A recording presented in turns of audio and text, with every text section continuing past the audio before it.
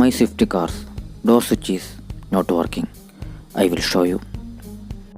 After opening door, it must be showing door opening indication.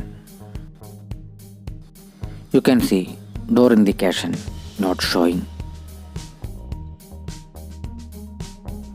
Going to replace my door switch. It is very simple.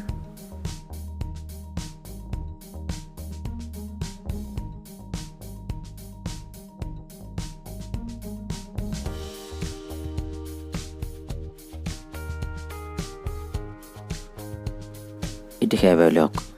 Carefully remove it. This is our new door switch. It have only 100 rupees. I bought this one from Maruti Suzuki authorized showroom.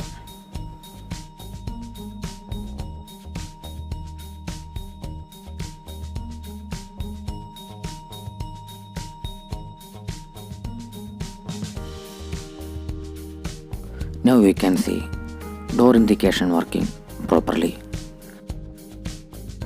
After closing door, going to check that again. Indication is gone. That means it working properly. Once again, I'm showing that one. Thank you guys for watching this video.